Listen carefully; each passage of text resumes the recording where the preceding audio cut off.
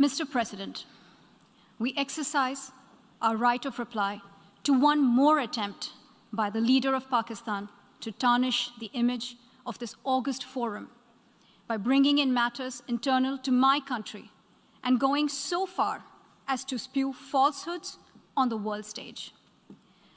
While such statements deserve our collective contempt and sympathy for the mindset of the person who utters falsehood repeatedly, I am taking the floor to set the record straight.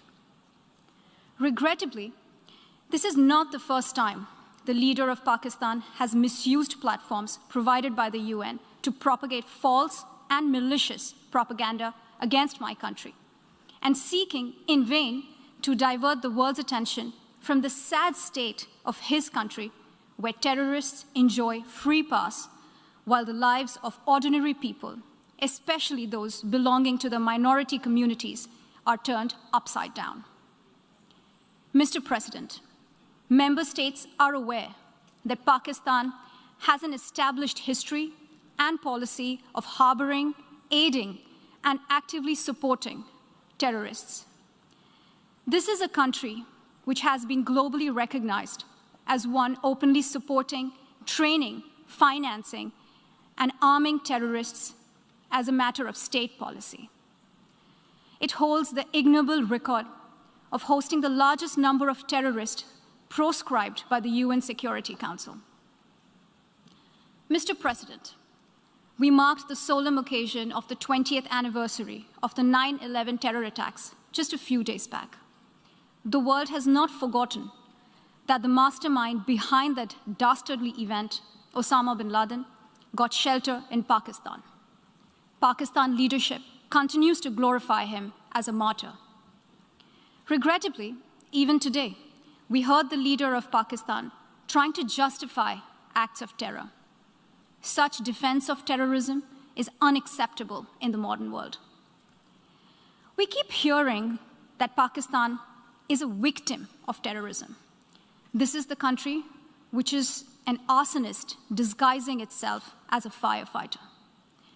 Pakistan nurtures terrorists in their backyard in the hope that they will only harm their neighbors. Our region, in fact, the entire world, has suffered because of their policies. On the other hand, they are trying to cover up sectarian violence in their country as acts of terror. Mr. President, this is also the country that still holds the despicable record in our region of having executed a religious and cultural genocide against the people of what is now Bangladesh.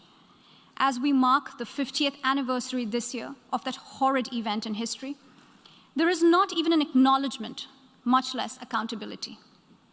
Today, the minorities of Pakistan, the Sikhs, the Hindus, the Christians, live in constant fear and state-sponsored suppression of their rights.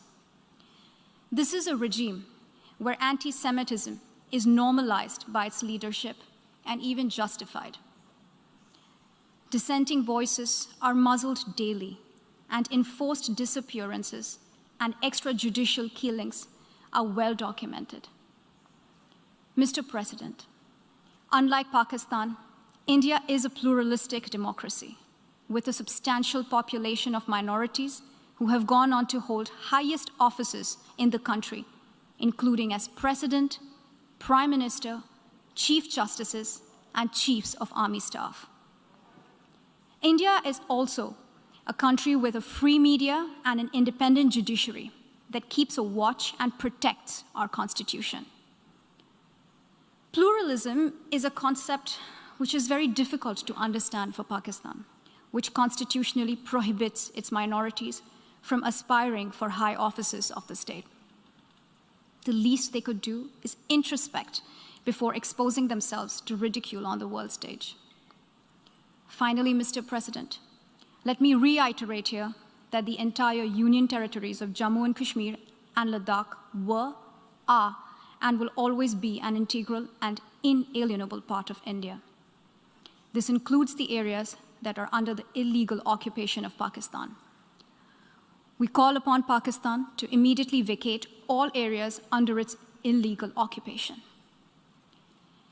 Mr. President, Allow me to be categorical about India's position.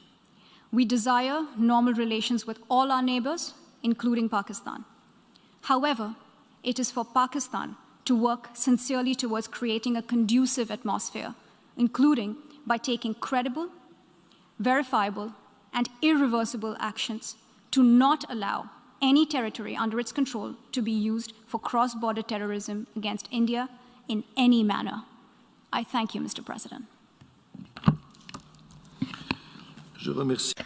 I thank the distinguished representative of India, and I now give the floor for 10 minutes to the distinguished representative of Pakistan.